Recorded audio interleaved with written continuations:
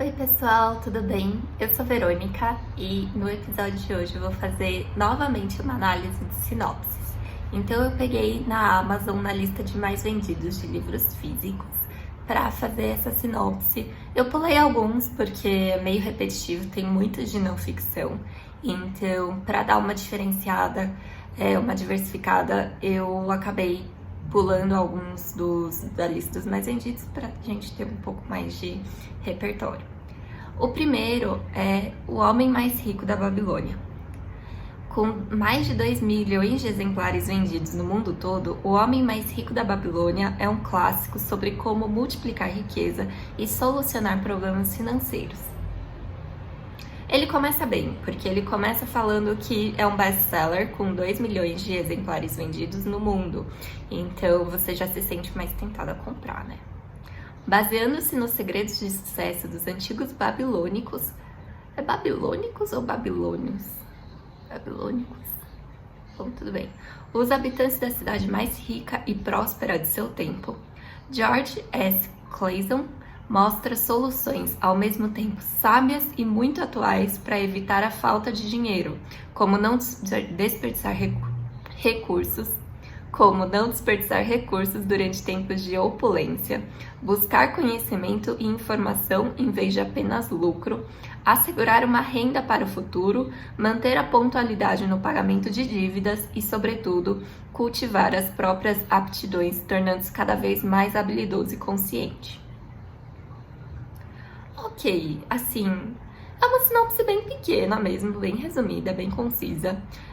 Eu achei que, fala bastante sobre o livro, porque, afinal, o livro é sobre finanças. Então, ele basicamente fala o óbvio, né? O que é o meu problema com todos os livros, todos não, mas grande parte dos livros de não ficção, é que eles falam o óbvio. E aí eu me sinto meio assim, se é pra me falar o óbvio, eu não preciso ler. Mas, enfim, eu não leria porque não era o meu estilo de leitura, mas a sinopse em si eu achei ok, tá boa. Falo óbvio mesmo, mas tudo bem, vai. Próxima. Mais Esperto que o Diabo é outro livro de não ficção, do Napoleon Hill. Nesse livro, inédito no Brasil, inédito não é, né?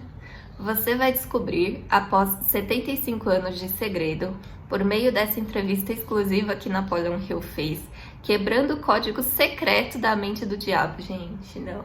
Essa sinopse tá muito ruim, meu Deus.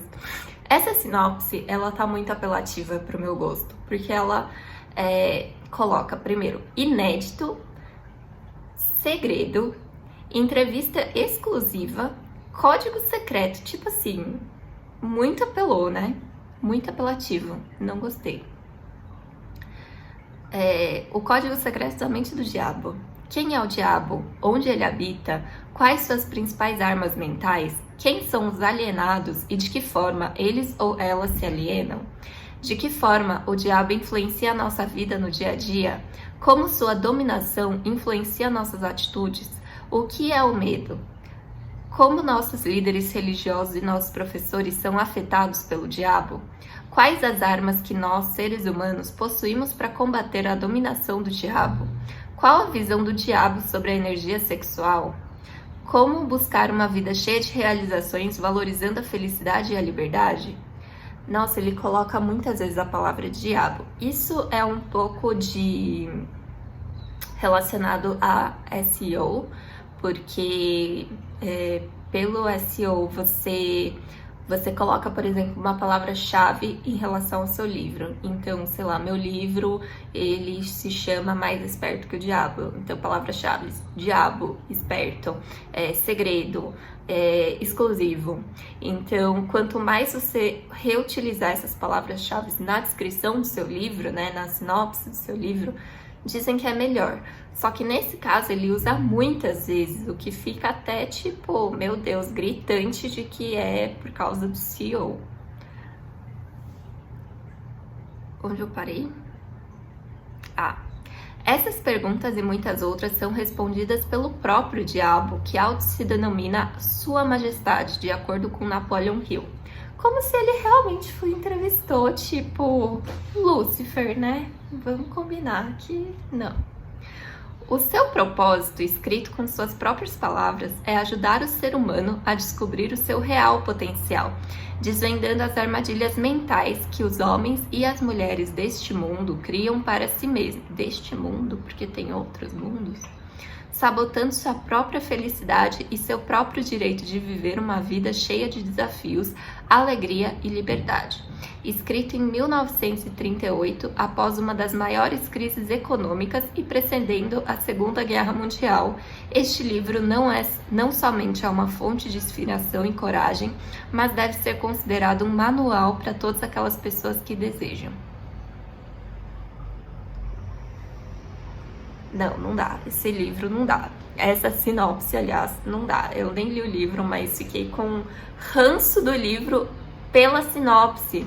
É isso que dá escrever tantas vezes as mesmas palavras e de ser tão apelativo. Tipo, até imagino que funcione, porque ele é o segundo mais vendido do ranking da Amazon de livros físicos.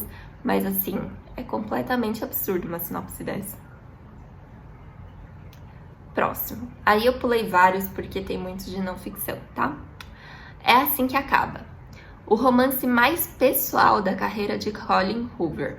É assim que acaba discute temas como violência doméstica e abuso psicológico de forma sensível e direta. Em É assim que acaba, Colin Hoover nos apresenta a Lily. Tá vendo como ele repete o título? É assim que acaba, é assim que acaba. De novo, é assim que acaba. Por causa do SEO. Nos apresenta Lily, uma jovem que se mudou de uma cidadezinha do Maine para Boston, se formou em marketing e abriu a própria floricultura. É um dos terraços de Boston que ela conhece Riley, um neurocirurgião confiante, teimoso e talvez até um pouco arrogante. Peraí. Aqui eu tenho que fazer uma pausa, porque todo neurocirurgião é arrogante. Não é que talvez ele seja um pouco arrogante, não. Usou sutileza demais, ele era um super arrogante. Com uma grande aversão a relacionamentos, mas que se sente muito atraído por ela. Quando os dois se apaixonam, Lily se vê no meio de um relacionamento turbulento que não é o que ela esperava. Se ele não queria relacionamentos, né? É óbvio que não era o que ela esperava. Mas será que ela conseguirá enxergar isso, por mais doloroso que seja? É assim que acaba é uma narrativa poderosa sobre a força necessária para fazer as escolhas certas nas situações mais difíceis. Considerada a obra mais pessoal de Hoover, o livro aborda sem medo alguns tabus da sociedade para explorar a complexidade das relações tóxicas e como o amor e o abuso muitas vezes coexistem em uma confusão de sentimentos. Esse é um exemplo bom de um livro que está certo de acordo com o SEO, mas que não chega a ser irritante igual o anterior. Por quê? Porque esse livro, ele claramente tem amor, abuso, relações tóxicas como palavras-chave, mas não chega a ser tão repetitivo que dê aversão ao livro. Bom, um romance corajoso de partir o coração que enfia as garras em você e não te solta. Ninguém escreve sobre sentimentos tão bem quanto Colin Hoover. Anna Todd, autora da série After. Ai, eu odeio essa série. Você vai sorrir em meio às lágrimas. Sarah Pikanen, autora de Perfect Neighbors, imperdível. Neighbors. Ah, tá. É porque tá sem espaço aqui. Imperdível, com um drama fascinante e verdades dolorosas, esse livro retrata de maneira poderosa a devastação que o abuso pode causar e a força de quem sobrevive a ele. Kirkus Review. Tá, esse livro, ele tá exatamente do jeito que é recomendado para uma sinopse, uma descrição, né, de livro da Amazon. Por quê? Porque ele começa com a frase, o romance mais pessoal da carreira de Colin Hoover.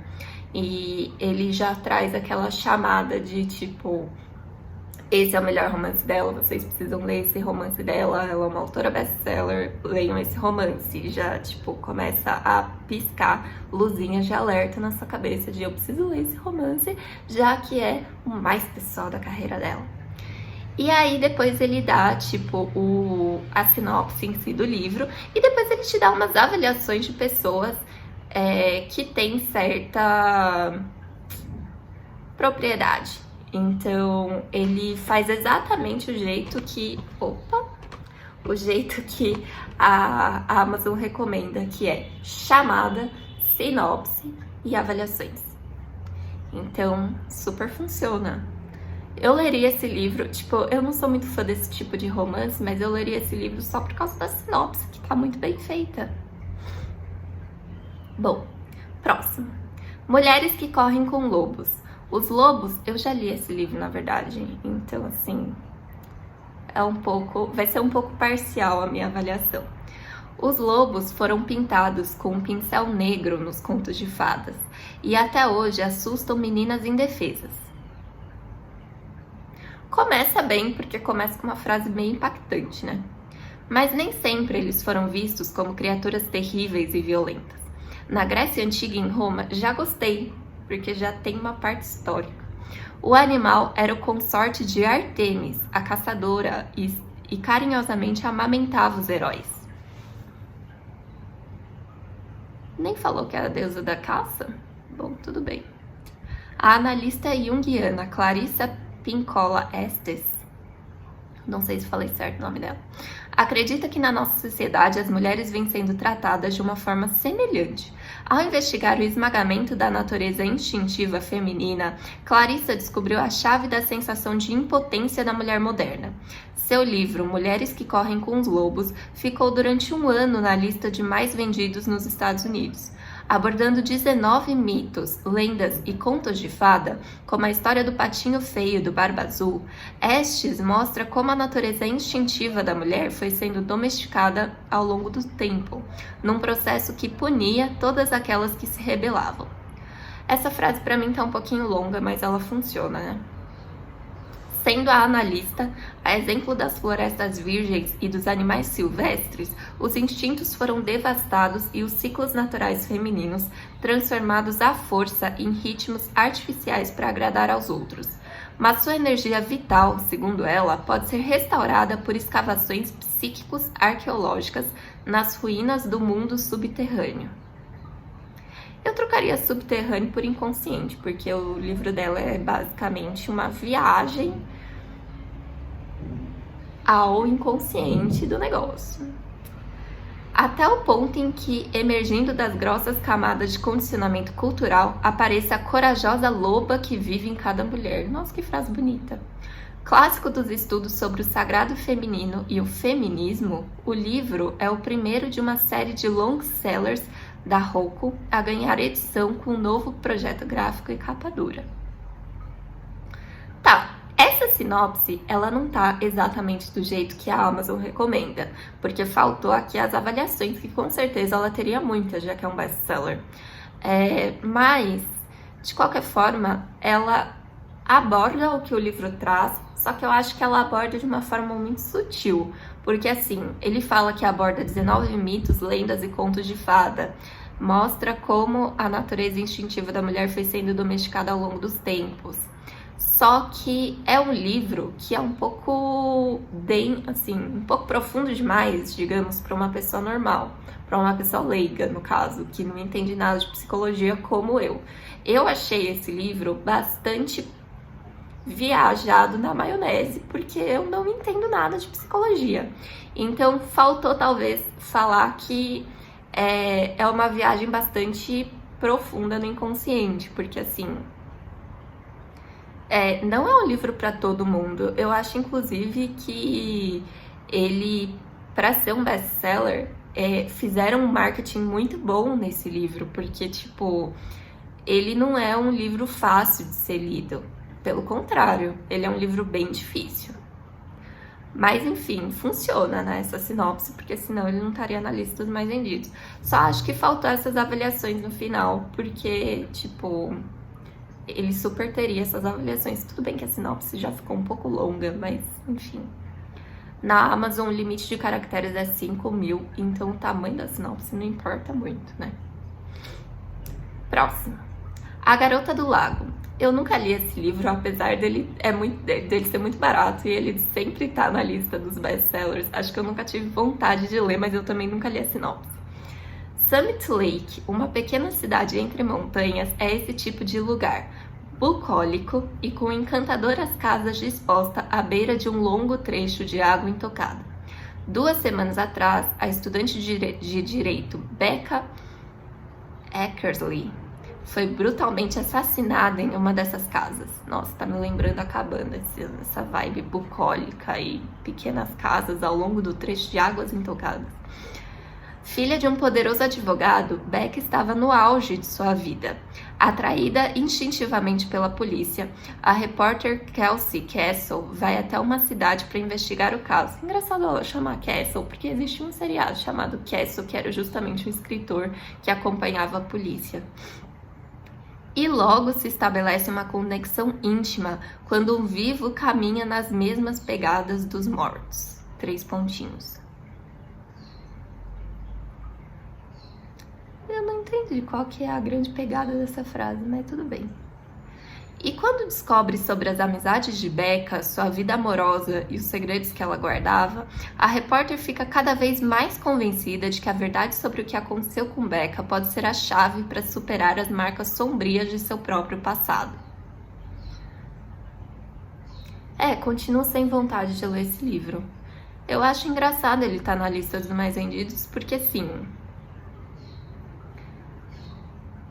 ele não segue nenhuma das recomendações da Amazon de chamada, sinopse, avaliações. Primeiro, não tem uma chamada, também não tem avaliações, e a frase que ele destaca é: logo se estabelece uma conexão íntima quando um vivo caminha nas mesmas pegadas dos mortos. Eu não acho essa frase tão marcante e chamativa para que ela esteja, tipo, em destaque, em letras caps lock, assim, garrafais e reticências no final. É tipo, ok, a gente já entendeu que a repórter vai caminhar pelas mesmas pegadas da filha do advogado, mas e daí, né? Tipo, e aí?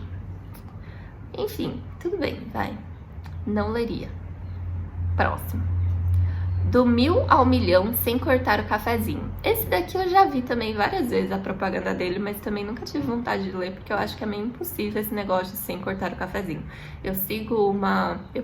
Mas eu tenho um outro livro de uma outra mulher que fala sobre finanças, e ela faz uma conta muito louca sobre como cortar o cafezinho aumentaria, tipo, como você economizaria ao cortar o cafezinho. Então, sem cortar o cafezinho, como que você vai do 1000 ao milhão?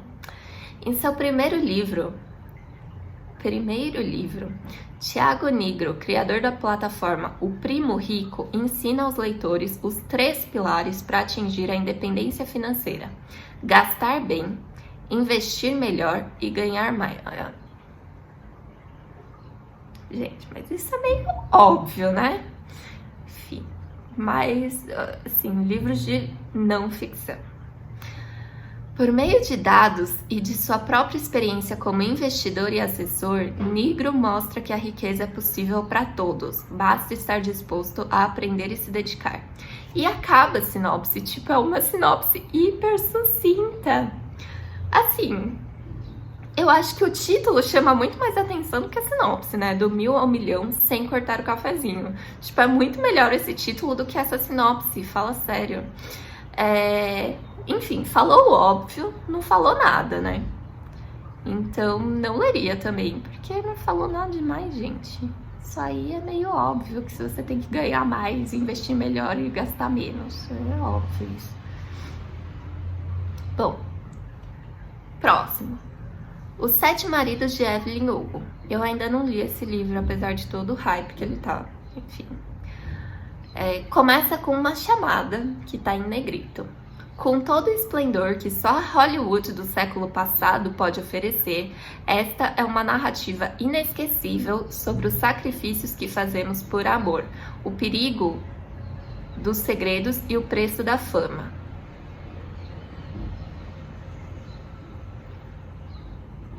Assim, eu não gostei muito da palavra inesquecível. Se a narrativa é inesquecível ou não, isso vai ser eu que vou decidir, né? Porque ela vai ser inesquecível ou não pra mim. Então, tiraria o inesquecível disso aqui. Lendária estrela de Hollywood, Evelyn Hugo sempre esteve sob os holofotes. seja estrelando uma produção vencedora do Oscar, protagonizando algum escândalo ou aparecendo com um novo marido, reticências, pela 7ª vez. Agora, prestes a completar 80 anos e reclusa em seu apartamento no Upper East Side, a famigerada atriz decide contar a própria história, ou sua verdadeira história, mas com uma condição, que Monique Grant, jornalista iniciante e até então desconhecida, seja a entrevistadora. Ao embarcar nessa misteriosa empreitada, a jovem repórter começa a se dar conta de que nada é por acaso, e que suas trajetórias podem estar profunda e irreversivelmente conectadas. Evelyn Hugo faz Elizabeth Taylor parecer sem graça. Tem que ter meio que coragem para falar um negócio desse, né? Você vai rir com ela, chorar, sofrer e então voltar para a primeira página e fazer tudo de novo. Heather Cox e Jessica Morgan, autoras de The Royal We. Não conheço esse livro também, não conheço essas autoras, mas enfim. Um pouco apelativo demais essa sinopse, né? Tipo assim, começa com a chamada que vem uma narrativa irresistível sobre os sacrifícios que fazemos por amor, o perigo dos segredos, o preço da fama, tipo, já dá pra pegar quais são as palavras que o SEO tá apitando aqui, né? Sacrifícios, amor, perigo, segredos, preço da fama. Ok. Holofotes, enfim. Tipo, assim, apesar dele fazer tudo certinho e de ter essa estrutura certa pelo que recomenda a Amazon, eu não leria esse livro porque eu achei bem sem graça mesmo. Tipo, não vi nada demais. Enfim, próximo. Amor e Gelato. Um verão na Itália, uma antiga história de amor e um segredo de família. Ele começa bem porque ele começa com essa chamada que é bem sucinta e é mais marcante. Depois da morte da mãe, Lina fica com a missão de realizar um último pedido, ir até a Itália para conhecer o pai. Do dia para a noite, ela se vê na famosa paisagem da Toscana, morando em uma casa localizada no mesmo terreno de um cemitério memorial de soldados americanos da Segunda Guerra Mundial, com um homem que nunca tinha ouvido falar. Apesar das belezas arquitetônicas, da história da cidade e das comidas maravilhosas, o que Lina mais quer é ir embora correndo dali. Esse primeiro parágrafo tá ótimo, porque assim, ele te apresenta para uma situação inusitada, que é tipo, ela tá morando numa casa no mesmo terreno de um cemitério. Tipo, por que ela tá fazendo isso, meu Deus? Mas as coisas começam a mudar quando ela recebe o antigo diário da mãe. Nele, a menina embarca em uma misteriosa história de amor que pode explicar suas próprias origens. No meio desse turbilhão de emoções, Lina ainda conhece Rain e Thomas, dois meninos lindos. Clichê alert aqui. Dois meninos lindos que vão mexer ainda mais com seu coração. Clichê alert de triângulo amoroso, né? Uma trajetória que fará Lina descobrir o amor a si mesma e também aprender a lidar com a perda. Amor e Gelato é uma deliciosa viagem pelos mais românticos pontos turísticos italianos, com direito a tudo de mais intenso que o lugar tem a oferecer, desde paixões até corações partidos. Ok, apesar do clichê alert, eu gostei dessa sinopse, porque começa muito bem, começa com uma chamada que chama realmente atenção, um verão na Itália, uma antiga história de amor e um segredo de família.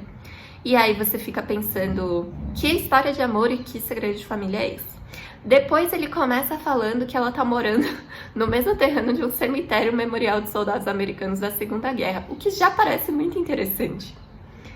E depois ela recebe um diário antigo da mãe, o que também me parece muito interessante, essa ideia, tipo, parece que ela vai descobrir alguma história de romance antiga da mãe, né? Só não gostei do clichê alert aqui, do Rain e do Thomas, dois meninos lindos, sempre, óbvio, né? Nunca são pessoas feias, que vão mexer ainda mais com seu coração. Enfim, O último parágrafo eu achei um pouquinho apelativo, porque ele fica tipo, uma trajetória que fará Lina descobrir o amor a si mesma e também aprender a lidar com a perda.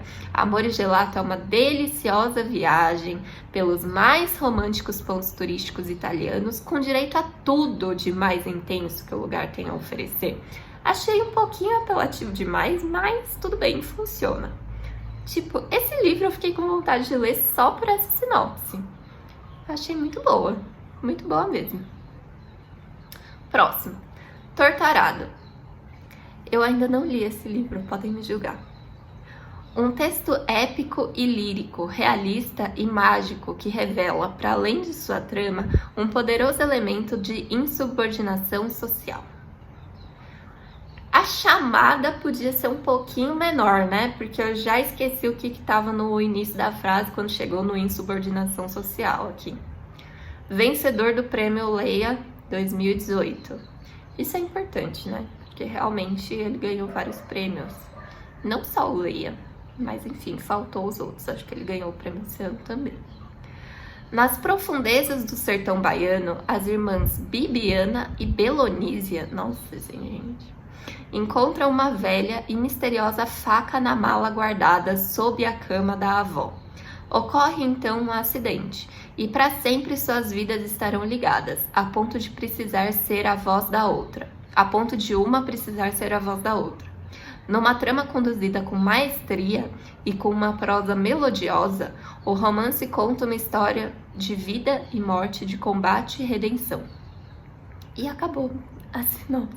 Tipo, gente, é uma sinopse muito sucinta. E claramente não foi escrita pelo autor, eu espero, acho que não. Mas, tipo, porque ela tá muito apelativa também.